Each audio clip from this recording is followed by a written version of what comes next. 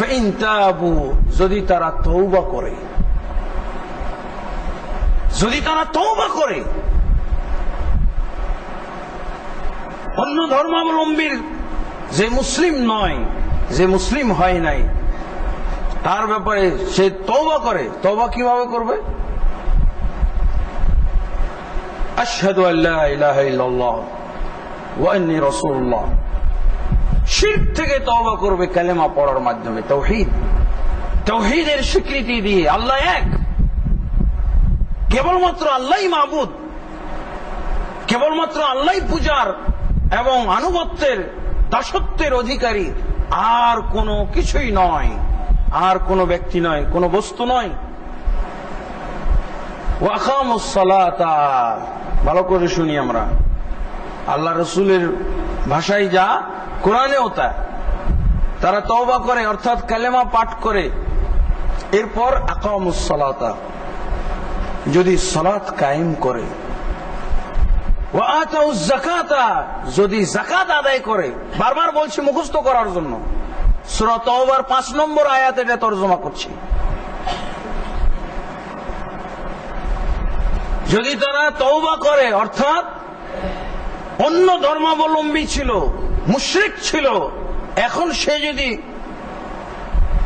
স্বীকৃতি দেয় আমি মুসলিম, আমি কালেমা পাঠ করেছি, তারপরে সালাত কায়েম করে, যাকাত আদায় করে, আল্লাহ বলছেন ফাখাল্লু সাবিলাহুম, তাহলে তোমরা তাদের রাস্তা ছেড়ে দাও, তাদের রাস্তা ছেড়ে দাও। তাকে হত্যা করো না, তাকে বন্দী করো না, তাকে অবরোধ করো না, তাকে ধরার জন্য আর ওত পেতে থেকো না। এই হলো কথা।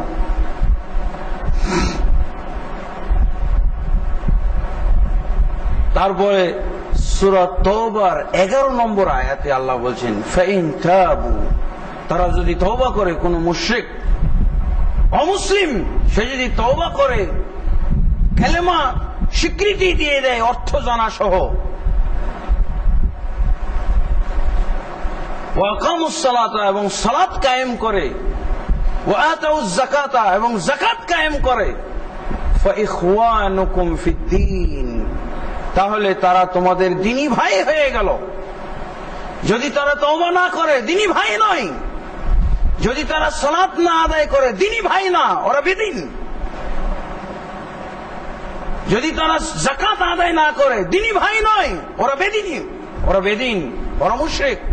এবং আল্লাহ বলছেন ফাওয়াইলুল লিল মুশরিকিন, ধ্বংস হলো, ওয়াইল হলো ওই মুশরিকদের জন্য আল্লাযিনা লা ইউতুনাজ যাকাত, যারা যাকাত আদায় করে না।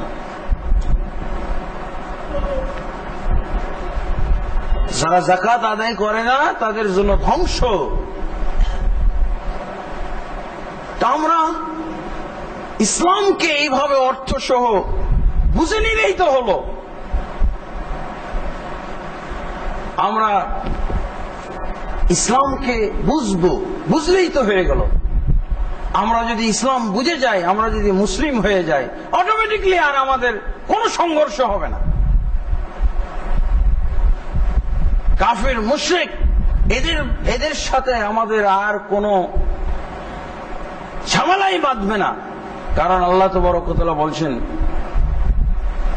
ইন তানসুরুল্লাহ ইয়ানসুরকুম ওয়া ইউসাব্বিত আকদামাকুম, যদি তোমরা আল্লাহকে সাহায্য করো, আল্লাহ তোমাদেরকে সাহায্য করবেন। আল্লাহকে সাহায্য, আল্লাহ দুর্বল না, বরং আল্লাহকে সাহায্য করা হলো আল্লাহ বান্দাদের কাছে যা চায়, বান্দারা যদি সেটা করে। আল্লাহ বান্দার কাছে কি চাই? হক আদায় করে চায়। বান্দার উপরে আল্লাহর যে হকটা আছে সেটা যদি আদায় করে দেয়, তাহলে এটাই আল্লাহকে সাহায্য করা হলো। আমরা বলি না, অনেক ক্ষমতাধর, আমরা প্রধানমন্ত্রী হয়েও, প্রেসিডেন্ট হয়েও জনগণের কাছে বলি না, আপনারা যদি আমাকে সহযোগিতা করেন তাহলে দেশটা সুন্দর করে গড়তে পারবো। সহযোগিতা করেন মানে উনি যেভাবে চায় গড়তে, ওইভাবে যদি জনগণও চায়, জনগণও যদি সহযোগিতা করে তাহলে হবে। আল্লাহ তাবারক ওয়া তাআলা বলছেন ইন তানসুরুল্লাহ, আল্লাহকে যদি তোমরা সাহায্য করো, মানে আল্লাহ যা তোমাদের কাছে চায় সেটা যদি তোমরা বাস্তবায়ন করো। আল্লাহ কি চায় এটা শুধু বুঝে নিতে হবে। সূরা আয-যারিয়াতে আল্লাহ বলছেন 56 নম্বর আয়াত, ওয়া মা খালাকতুল জিন্না ওয়াল ইনসা ইল্লা লিয়াবুদুন, আমি জিন এবং ইনসানকে সৃষ্টি করেছি শুধুমাত্র আমার ইবাদতের জন্য। এই ইবাদত চাই আল্লাহ। এই ইবাদত করতে পারলে এবং ইবাদত মুসলিম হয়ে, আজকাল ইবাদত সবাই করতেছে, এক ধরনের ইবাদত সবাই তো করতেছে, তো আল্লাহ তার ইবাদত চান এবং কিভাবে চান? মুসলিম অবস্থায় ইবাদত চান। আল্লাহ তাবারক ওয়া তাআলা বলছেন ওয়া ইয়ানসুরকুমুল্লাহু ফালা গালিবা লাকুম, যদি আল্লাহ তোমাদের সহযোগিতা করেন, আল্লাহ তোমাদের, এখানে বলছেন আল্লাহকে যদি তোমরা সহযোগিতা করো, আল্লাহর সাহায্য করো, আল্লাহ তোমাদেরকে সাহায্য করবেন। আল্লাহ যদি সাহায্য করেন তার মুমিন বান্দাদেরকে, তাহলে আর অন্য কোন শক্তি, অন্য কোন ক্ষমতা মুসলমানদের, মুসলিম সমাজের বিরোধিতা করে কুলাইতে পারবে? মুসলিমদের সামনে মুসলিমদের বিরোধিতা, মুসলিমদের বিপক্ষে দাঁড়ানো মানেই তো ধ্বংস, তাদের অনিবার্য। আল্লাহ বলছেন ওয়া ইয়ানসুরকুমুল্লাহু ফালা গালিবা লাকুম, যদি আল্লাহ তোমাদের সাহায্য করেন, তোমাদেরকে পরাজিতকারী কোন শক্তি নেই, তোমাদেরকে পরাজিতকারী কোন শক্তি নাই। তাহলে আমাদের কাজ কি? আমরা যদি বিজয়ী হতে চাই, আমরা যদি অমুসলিম নামে মুসলিম, মুশরিক, কাফের সমাজ, গোষ্ঠী, দেশ, সাম্রাজ্য, এর উপরে যদি বিজয়ী হতে চাই, আর কিচ্ছু করা লাগবে না, শুধু মুসলিম হতে হবে। তবে মুসলিমটা হতে হবে আল্লাহর দৃষ্টিতে মুসলিম, দেশি মুসলিম নয়, এই আঞ্চলিক মুসলিম নয়, দলীয় মুসলিম নয়, এই ফেরকাবন্দির মুসলিম নয়, দলাদলির মুসলিম নয়, আল্লাহর দৃষ্টিতে যে মুসলিম, এই যে সংজ্ঞার মুসলিম, সংজ্ঞায় পাওয়া যায়, সংজ্ঞা অনুযায়ী আমাদের দেশে মুসলমান পাওয়া যায়। কালেমার অর্থ আল্লাহ রাসূল সাল্লাল্লাহু আলাইহি ওয়াসাল্লাম বলছেন মান মাতা ওয়া হুয়া ইয়ালামু আন্নাহু লা ইলাহা ইল্লাল্লাহ দাখালাল জান্নাহ, যে ব্যক্তি মৃত্যুবরণ করবে এমন ভাবে কালেমা পাঠ করে যে সে কালেমার অর্থ জানতো, তাহলে ওই ব্যক্তি কালেমা পড়ে জান্নাতে যাবে, ওই ব্যক্তি কালেমা পড়ে মুসলমান হবে। কাফেরদেরকে আল্লাহ রাসূল যখন বললেন ইয়া আইয়ুহান নাস কুলু লা ইলাহা ইল্লাল্লাহ, হে মক্কাবাসী তোমরা বলো লা ইলাহা ইল্লাল্লাহ তুফলিহু, তোমরা ইহকাল এবং পরকালে কৃতকার্য হয়ে যাবে, ইহকাল এবং পরকালে তোমরা সফল হয়ে যাবে, সফল কাম হবে।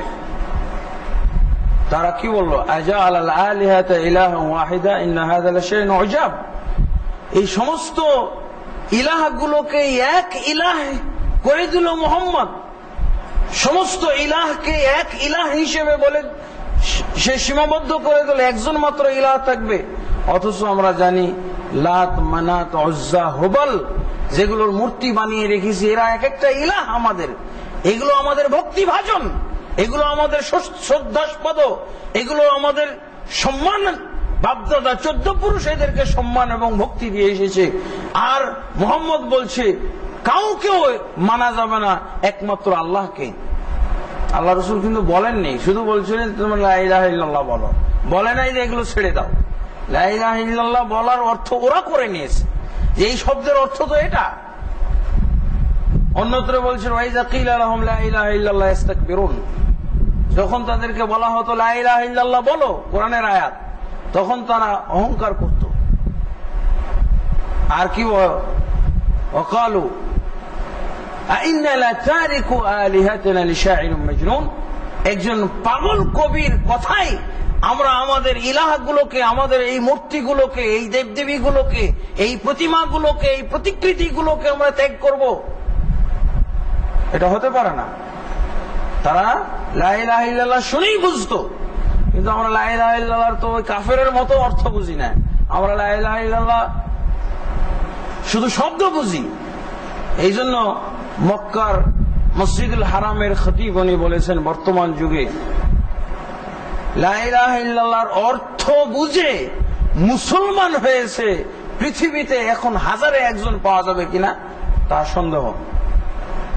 লা ইলাহা ইল্লাল্লাহর অর্থ বুঝে মুসলিম এই মুসলমান যদি এত পরিমাণে জন্ম নেয় যে এই মুসলমানদের স্তূপ আসমানে ঠেকে গেছে, কোনো লাভ নাই। এরকম অর্থবিহীন মুসলমান যদি সারা পৃথিবী ভর্তি হয়ে যায়, আসমান পর্যন্ত ঠেকে যায়, মুসলমানের স্তূপ, কোনো লাভ নাই। আল্লাহর দৃষ্টিতে মুসলমান নয়। কালেমা বুঝে যারা মুসলমান হয়, আমরা তো কালেমার অর্থটাই ঠিক মতো জানি না।